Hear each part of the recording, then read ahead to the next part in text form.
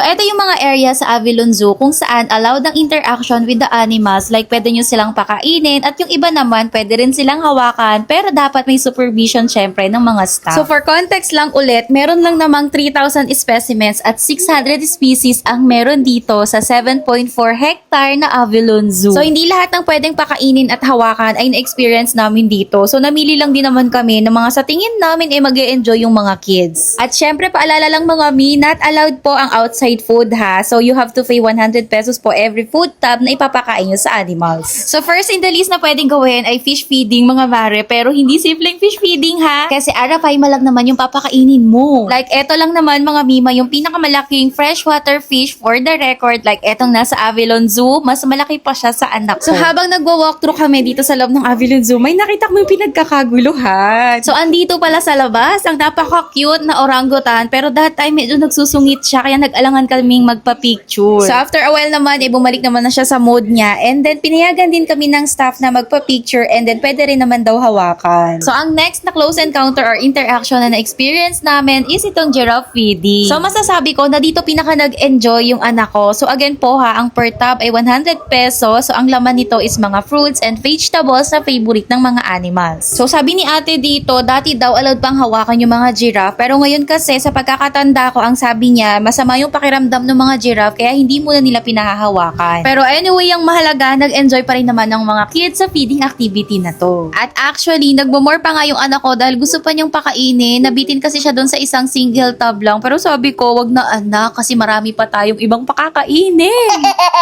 At ayun na nga mga mi, sa di kalayuan, nakita naman namin itong Malayan Sand Bear. So nakakatawa nga dito dahil pwede rin siyang pakainin. Kaya for sure na matutuwa na naman ang mga kids. Pero nagtatawa na nga lang kami dito mga mima kasi talagang ubusan pala ng pera ang magpakain ng animals dito sa Avilon Zoo.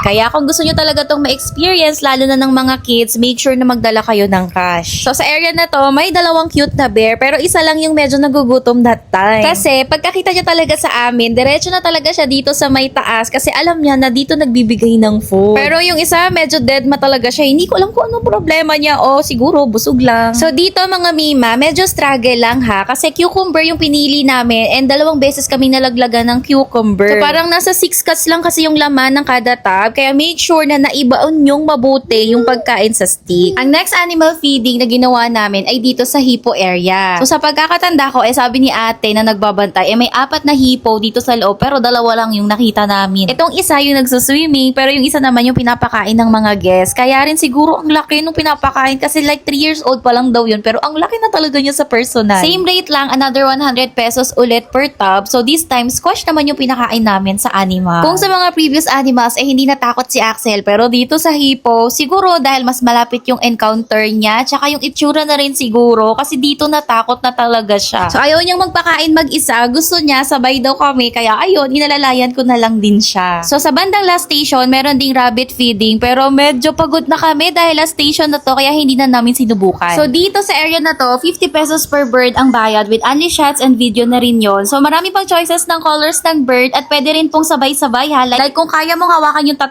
ibon ay pwede po. At last but not the least, ito yung pinaka-unforgettable moments ng anak ko. Itong super close encounter niya sa snake. Pero disclaimer lang mga mima ha, this activity is under adult and staff supervision and no child was harmed in this video. At actually pa nga ay after ng close encounter niya sa snake, nagpabili pa siya ng mga toys na snake at talagang hanggang bahay pinapakain at pinapainom niya ng tubig. So ayun lang muna for Jumanji Family Adventures. Bye-bye!